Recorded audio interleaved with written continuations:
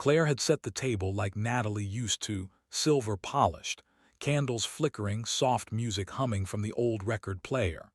It was supposed to be a remembrance dinner, Natalie's birthday. Instead, I sat there chewing roast chicken while Claire and Daniel talked in soft tones, each word dipped in fake warmth.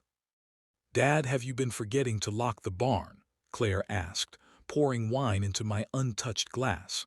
"The Miller boy said your lights were on all night." I swallowed. "The timer's broken." Daniel chuckled. "Or maybe someone forgot again." Then he turned to Claire, smirking. "He's losing it." The words sat on the table like spoiled meat. My fork paused midair. No one said anything. Then everyone laughed: Claire, my son Bryce, even little Emma, though she didn't understand why. I smiled too, small, tight. My hands didn't shake, not yet. After dinner, I stood at the sink scrubbing a plate, watching Claire whisper to Daniel near the hallway. She thought I couldn't hear over the faucet. "He needs to sign it soon," Daniel said.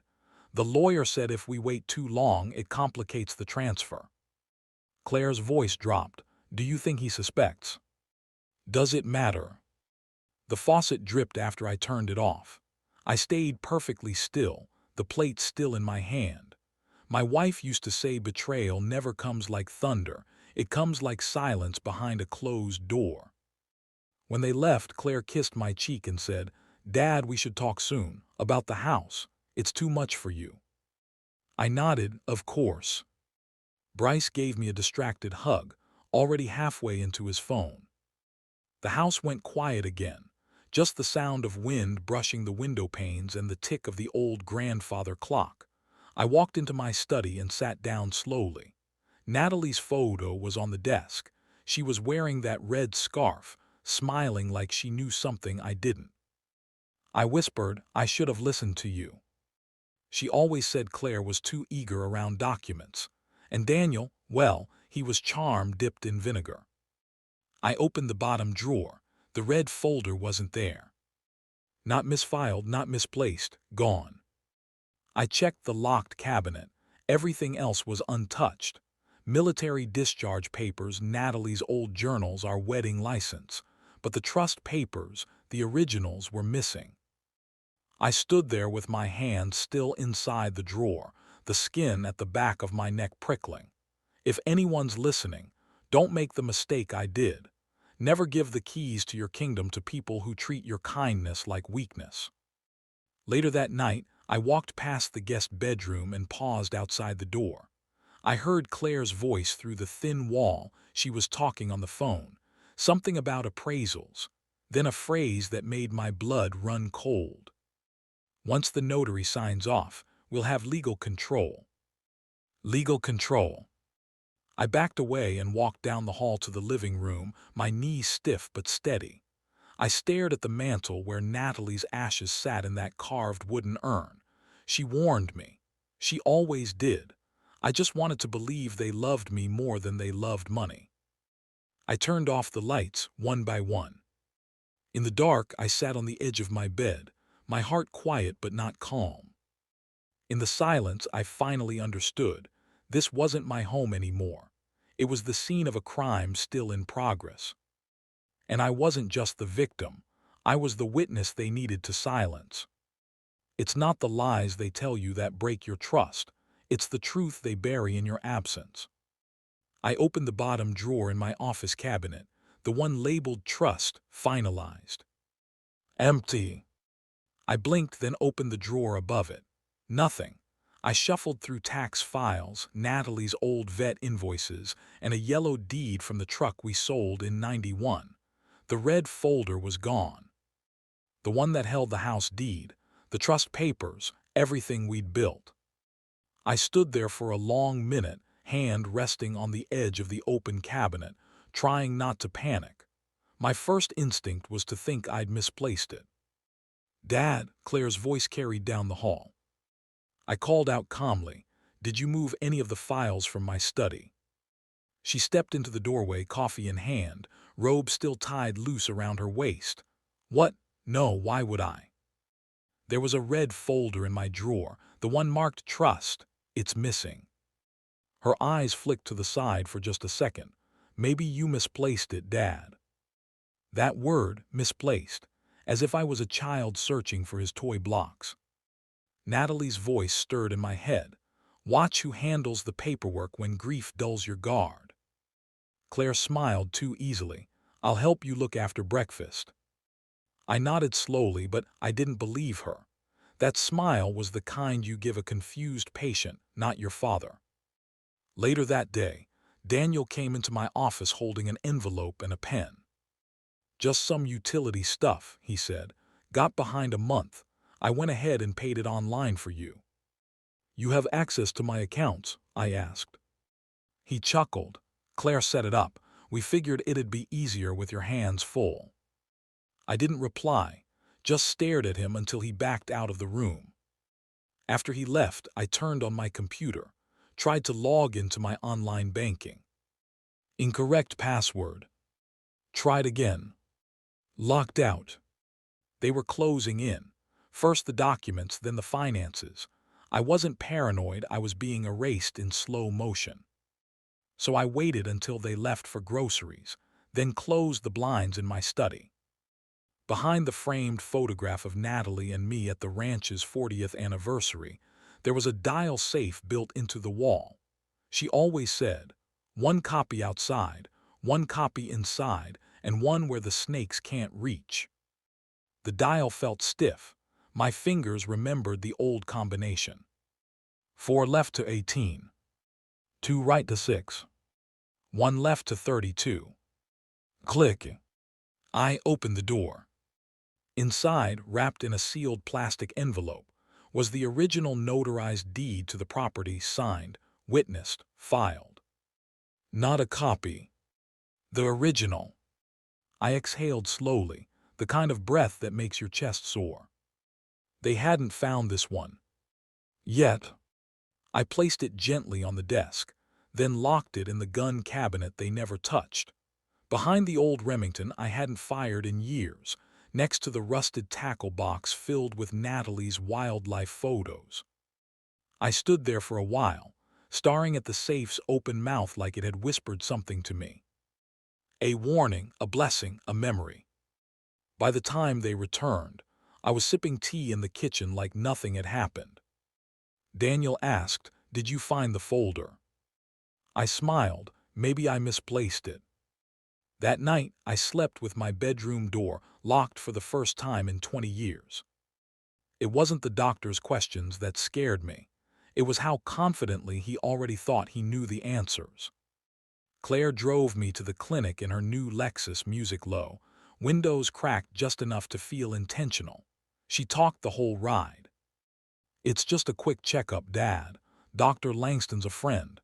Everyone gets forgetful at your age. I said nothing. I watched the trees blur by. Each one reminding me of the years I'd walked this land with my boots in mud and my hands in real work. No clipboard ever told me who I was. The waiting room smelled like disinfectant and expensive candles. Claire filled out the forms before I could reach for the pen. Dr. Langston wore a beige cardigan and the kind of smile that looks rehearsed in a mirror. "How are we feeling today, Mr. Hale?" he asked as we sat across from him. "Like I've been tricked into an interview I didn't apply for," I said. He chuckled like I was being cute. "Let's begin." The questions came slowly, casually like a noose. "Do you sometimes forget where you are?" "No." "Do you prepare your own meals?" "Yes." "Do you have difficulty remembering people's names?" "Only the ones that don't matter." He scribbled without looking up. I watched the pen move faster when I gave confident answers. "Do you handle your finances?" "I used to." "Used to?" His eyes finally met mine. "My daughter took over some online accounts, said it was temporary." His smile didn't change, but the way he circled a box made my stomach tighten. He nodded. "Nothing to worry about, just some routine cognitive screening." Claire walked back in just as I stood. "See, Dad, not so bad." I didn't speak. I felt like I'd just left a courtroom. As we walked out, she patted my hand like I was already somewhere else. "Don't worry, Dad. This is just for your protection." I stopped at the passenger door, holding the handle. "Protection from what, Claire?" She didn't answer. That night after they left, I dug out Natalie's old laptop from the sewing cabinet. It hadn't been touched since the funeral. The login was still her favorite quote: "Truth stands alone." I scrolled through old pictures first, us at the Yellowstone overlook, her with the kids in the kitchen. I almost closed it. Almost. Then I checked her email. There it was, a forwarded conversation thread. "Claire to real estate agent. If a parent is declared mentally unfit, how soon can the property be liquidated? Can control be granted to next of kin? What if there's already a buyer interested?" The responses were clinical, efficient, and gutting. My name, my land, reduced to lines in an email. My hands hovered over the keyboard. I stared at the words for a long time, like they might rearrange themselves into something kinder. They didn't. Natalie always warned me. They'll dress betrayal in concern, and you'll thank them for it. I closed the laptop, carried it to the study, and slid it into the safe beside the deed. They weren't trying to help me. They were trying to replace me. Before I could notice, I was gone. And for the first time in my life, I locked my study door behind me. Some betrayals walk through the front door, others slide in beneath it. I almost stepped on it. A thin cream card with neat black lettering just under the edge of my front door. No envelope, no note, just a name and a number.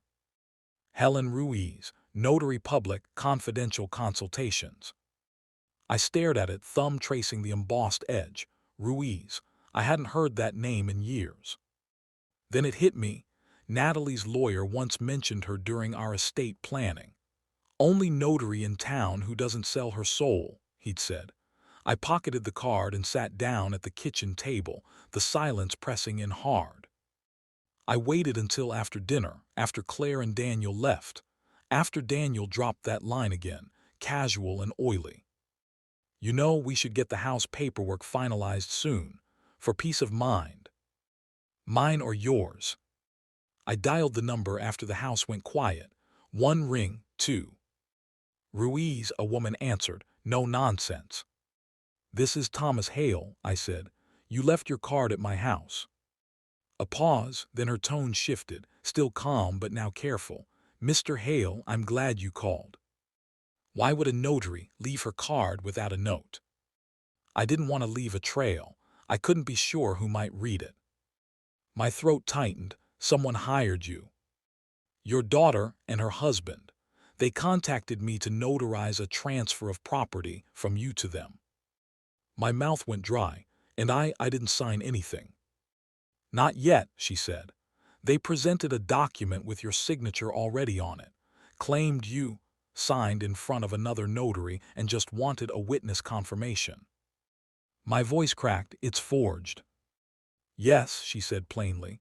"I know your signature, and I know when someone's rehearsing a lie." I pressed my palm flat against the table. "Why refuse them?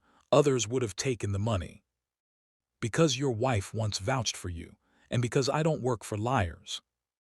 I closed my eyes. Natalie again, protecting me even in death. Helen continued. "I told them I needed to meet you before anything could move forward. I recorded that meeting. Legally." You recorded it."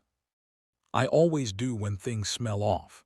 I have them on tape discussing the technicalities, how you've been slipping, how it's just a formality to shift assets while you're still lucid." The floor felt like it shifted beneath me. "I want to help you," she said, "but we need to act before they find someone else willing to notarize that signature. They're not going to stop." I nodded, even though she couldn't see me. "What do you need from me?" "Nothing yet," she said. "Just be ready and keep that deed safe." When I hung up, my hand stayed clenched around the phone. I could still hear Daniel's voice from earlier that afternoon. "Once the notary signs off, it's smooth sailing." I stood and walked to the study, opened the safe again. The deed was still there, tucked beside Natalie's old camera. I took it out, held it under the lamp. My name, her signature, the date we sealed everything we'd built. I whispered, "You were right again." Then I slid it back inside, locked the door and turned out the lights. They thought I was an old man fatting. But now I had proof, I had a witness. And I had a recorder already running. They didn't try to take my life all at once. They chipped away at it like rot behind the drywall, slow and silent. Claire started showing up every morning, cheerful like it was a performance. She'd bring pastries I didn't ask for, check the thermostat I hadn't touched, and open the fridge with theatrical sighs. "Dad, this milk expired 4 days ago. Did you even notice?"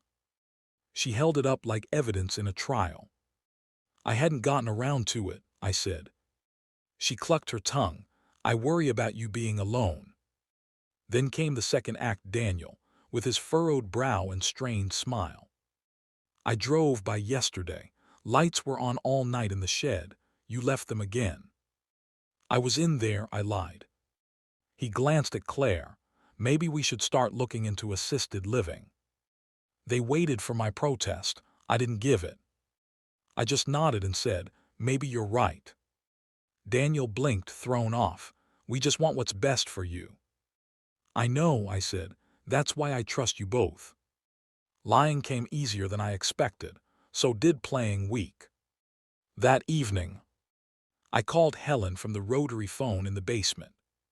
"Keep recording," I whispered. "They're going to push harder soon." She didn't ask for details, just said understood. Later, I left the study door slightly ajar, turned off the hallway light, waited. At exactly 9:37 p.m. I heard it, the creak of my office floorboard. Not loud, not cautious either. Daniel's voice floated into the room like a bad memory. "Damn batteries," he muttered, opening drawers he knew didn't hold any. I stayed still in the hallway shadows, watching. He moved like a man checking for surveillance, not like a son-in-law. Opened the filing cabinet, the drawer with Natalie's medical records, rifled through quickly. Then he paused. He turned toward the painting, the one above the safe. My breath slowed, training kicked in. Don't panic, don't react, observe. He stepped closer to the painting, stared at it like it owed him something. Then Claire's voice called out from the hallway. "Daniel, I can't find the car keys." He stiffened. "Coming," he called back too quickly. He exited the study, footsteps light, but not before glancing back at the painting one last time. I stayed in the shadows, heart beating slow and even. After they left, I walked into the study and turned on the desk lamp, stared at the painting, then pulled it off the wall. The safe's dial stared back at me like an old friend. Still untouched. But for how long? The next morning, Claire brought me a brochure. "Dad, this place has a community garden. You'd love it." I flipped through the pictures of smiling seniors and polished walkways. "Looks nice. We can tour it next week." "Let's," I said, smiling. She left the room humming like a child who thinks they've won. I sat there long after she left, thumbing the edge of the brochure. Natalie used to say, "Gaslighting doesn't make you doubt the truth, it makes you doubt yourself." They were close, but not close enough. I wasn't confused, I wasn't slipping. I was bait. And Daniel had just proven he'd bite. Some wars are fought with weapons, others begin the moment you pick up a pen. I met Helen at a quiet cafe off Route 12, the kind of place with cracked vinyl booths and a coffee pot that never emptied. She was already sitting near the back, facing the door, a small black recorder resting on the table like it belonged there. "Mr. Hale," she said, nodding. "Tom," I replied, sliding into the booth. She pushed a manila folder toward me, thin and deceptively light. Inside was the document they wanted notarized, a property transfer dated last week. My signature at the bottom, shaky but familiar, forged. My daughter's name sat on the witness line in looping cursive, next to Daniel, in that arrogant all-caps print of a man who never had to sign anything that mattered. I swallowed hard. Looks just like mine. I've seen your real signature. This isn't it. She poured me coffee without asking. No cream, no sugar, just the kind of bitter truth I'd come to expect lately. They want me to witness you re-signing it in person, she said. They'll come tomorrow, you'll act agreeable, I'll act routine, but this recorder, she tapped it once, will capture everything. My fingers traced the edges of the folder, and if they don't say anything damning. Helen smiled, but it didn't reach her eyes. They will. People who lie always want to be heard, especially when they think they've won. I looked out the window at a pair of teenagers skateboarding past a gas station. Then I said it, not meaning to. She was my little girl. Helen didn't flinch, just sat with me in the silence. She used to hide under the kitchen table when it stormed. I'd slide a flashlight in and pretend it was a walkie-talkie. Told her she was my field agent. Said her job was to make sure the house stayed safe. Her voice was quiet, and now she's trying to take it. I nodded. You ever grieve someone who's still alive? She didn't answer, just reached across the table and placed her hand over mine. You're about to remind her who raised her. Later that night, I sat in Natalie's chair in the study, the one with the quilt draped over the arm, still faintly smelling of lavender and old books. The house was quiet, but I heard echoes. Claire's laugh at age 10, her voice calling for her mother, the tap of her shoes as she rushed through the hallway after school. Now she walked those same floors trying to erase me. I stared at the photo on the mantel, the one from our 25th anniversary. Natalie had written on the back, "Everything we've built is worth protecting." I took out a yellow notepad and began writing phrases down, questions they might ask, my responses, my tone, my pauses. I rehearsed everything, because tomorrow I'd be signing more than a name. I'd be setting the trap with my own hands. And when it sprung, they'd never see it coming. The cruelest trick betrayal plays is how calm it looks walking in the door. They arrived 15 minutes early. Claire wore a navy blazer, hair pinned like she was attending a job interview. Daniel had on a gray suit, the kind he only wore when closing deals or attending funerals. I wasn't sure which he thought this was. Helen greeted them with the warmth of a seasoned professional. Claire, Daniel, right on time. She led them into my study. The table was already set with the documents, a blue ink pen and her small recorder tucked behind a paperweight shaped like an eagle. Subtle, legal, deadly. Claire smiled at me like nothing was broken between us. Dad, this will make things easier for everyone. Less paperwork, less stress for you. I nodded gently. Of course, sweetheart, you've always been so organized. Daniel cleared his throat. We've filled out most of it already. You just need to re-sign in front of Helen. He pushed the papers toward me. This way, we can get the title transferred and manage everything smoothly. You won't have to worry about taxes or maintenance ever again. Helen clicked her pen once and looked up. You're comfortable signing today, Mr. Hale. I picked up the pen and held it over the dotted line. The air in the room tightened. Daniel leaned forward, voice low, eager. Once this is done, we can sell the place and take care of you properly. I looked him dead in the eye. Take care of me or take care from me. His smile froze mid-sentence. Claire's hand jerked slightly, brushing a strand of hair behind her ear too fast. Dad, she said too brightly, let's not make this difficult. I looked back at the paper. My signature was already printed in faint gray underneath the line, like a ghost waiting to be made real. I put the pen down. You misspelled my name. Claire blinked. What? Right there. I slid the paper back across the table, my finger pointing just above the line. You spelled Thomas with an E. I never use the E, never have.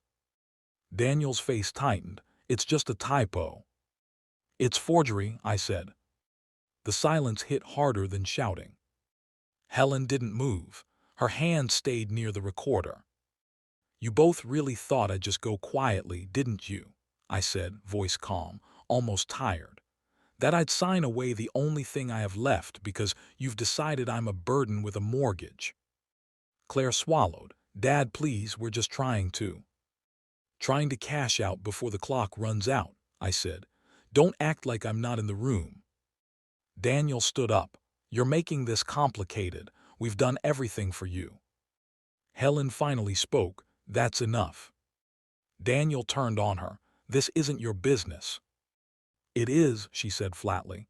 You brought me into this, and now I'm staying until it's finished.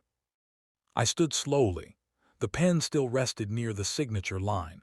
I tapped it once, gently, like punctuation. This house isn't yours, and neither am I. Outside, the wind stirred the trees. Inside, Helen pressed stop on the recorder. And Daniel's composure cracked like glass under a boot. Sometimes the truth doesn't come with tears. It comes with raised voices and broken masks. Daniel stood, shoulders squared like he thought volume was power. We've done everything for you, old man. You wouldn't survive a week without us. Claire's voice cracked behind him. You're paranoid. You can't manage anything anymore. The bills, the house, it's too much. I leaned back slowly in my chair, keeping my hands folded, my breathing calm. Keep talking, I said, eyes fixed on Daniel. Helen didn't flinch. She shifted the document stack slightly, revealing the corner of the recorder still running, red light blinking steady. Neither of them noticed. Daniel paced like a cornered animal. You don't get it, do you? This wasn't just about you. Bryce's trucking company tanked. Claire's student loans are crushing us. We needed that money. Claire gripped the arm of the chair. You have this massive house and do nothing with it. It's selfish, Dad. Selfish, I repeated quietly, for living. Daniel slammed a fist on the table. Your stupid house was our ticket. We had a buyer lined up, a cash offer. You were just supposed to sign the papers. Claire's eyes darted toward Helen, her voice trembling now. You were supposed to die before Mom did. The room froze. That sentence hung in the air like smoke after a fire. No one breathed. I stared at Claire, my daughter, the girl I used to carry on my shoulders after church, the one who used to leave me sticky notes that said, I love you, on my lunchbox. You said what? I asked, though I'd heard every word. She looked down, but the damage was done. Helen reached forward, gently gathered the papers, and flipped them shut with a crisp snap. Thank you, she said evenly. That's all we needed. Daniel blinked. What do you mean? She turned to me. Would you like to press charges now or wait for my office to submit everything to the district attorney? He looked at her, then at me, then at the recorder. His face drained of color. Claire's mouth opened, but nothing came out. Everything's admissible, Helen added. You initiated the meeting. You spoke freely. And you confirmed the documents were fraudulent. We have forgery, coercion, elder abuse, and conspiracy. Daniel stammered, You can't. I can, she said, calm as ever, and I already did. My hands were trembling, not from fear, not from anger, from the weight of release. Because for the first time since Natalie died, I wasn't the one being questioned. The truth had spoken, loudly on tape. I stood up slow but steady. We're done here. Daniel didn't move. Claire covered her face, silent. I didn't need to say anything more. The silence was doing a better job than I ever could. And in that silence, I finally felt the floor solid beneath me again. It's strange how quiet the world feels when the truth finally does the speaking for you. The call came just after breakfast. Helen's voice was steady, but I could hear something underneath, relief maybe. The DA has the file. They're moving forward with charges, elder abuse, fraud, attempted coercion. I sat at the kitchen table, one hand wrapped around my coffee mug. the other resting on the edge of the table like it was the only thing keeping me upright. They didn't hesitate, she said. The recording was more than enough. I didn't say anything for a moment. I just let the silence fill the line. Thank you, Helen. She exhaled softly. It's not over yet, but it's started, officially. I hung up and stepped outside.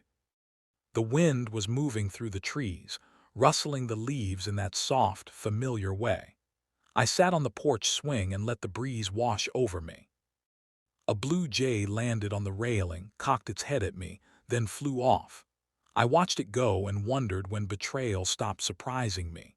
When your own children turn into strangers, is there ever a moment it makes sense? By noon, the news had spread across town. Not headlines, not yet, just whispers over fences and coffee counters. Old friends, people who used to wave with half-hearted smiles, started knocking. Quiet knocks. Some brought pie, some just brought silence and shame. I had no idea, one said, voice low, eyes avoiding mine. I should have noticed something was off, said another.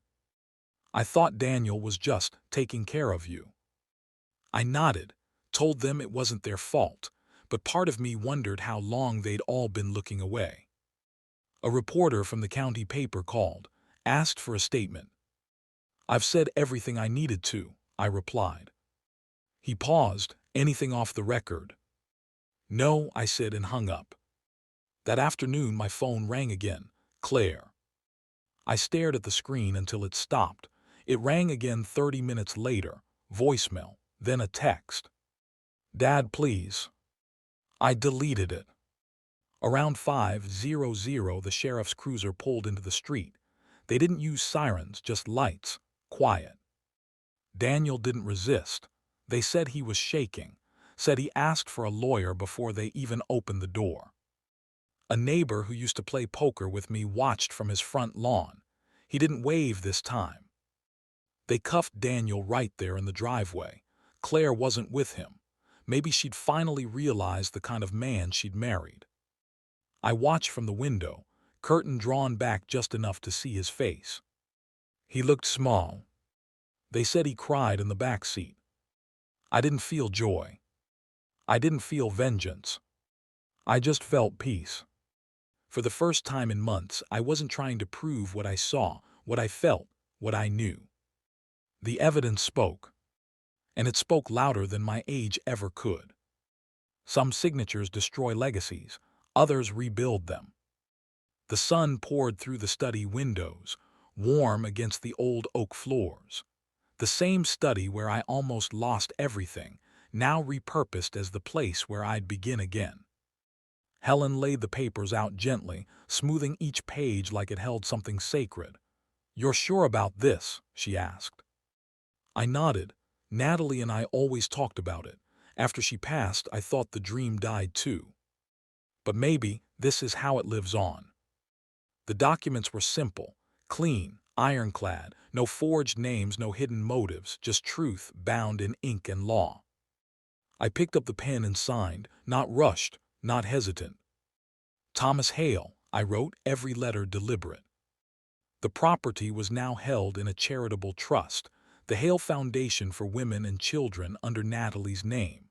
The house, the land, the assets, all earmarked to help single mothers rebuilding their lives. A safe haven, not a trophy. Helen notarized it quietly, her hand steady. Your wife would be proud, she said. I looked around the room, tracing the edges of old furniture, the framed photos that remained untouched. There was still pain in this house, but it no longer owned me. Claire and Daniel, I asked, not really wanting to.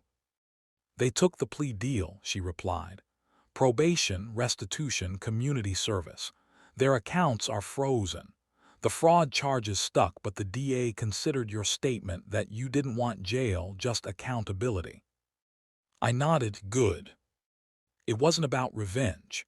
It never was. It was about drawing a line, about telling the world that love doesn't mean surrender, that dignity doesn't have to erode with age. After Helen left, I walked the halls one last time. Each room whispered memories, Natalie singing while cooking, Claire's tiny footsteps echoing through the hall, the faint creak of the rocking chair where I once read bedtime stories. I stopped in the living room. The mantel was still dusty.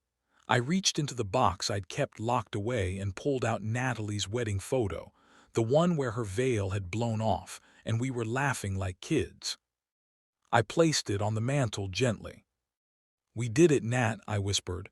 "We kept our promise." The wind rustled outside. Leaves tapped gently against the windows. Helen's car pulled away down the gravel road. From inside, I heard the faintest click, her recorder shutting off. The same recorder that captured my daughter's betrayal and my redemption. And in that silence, I finally felt whole again.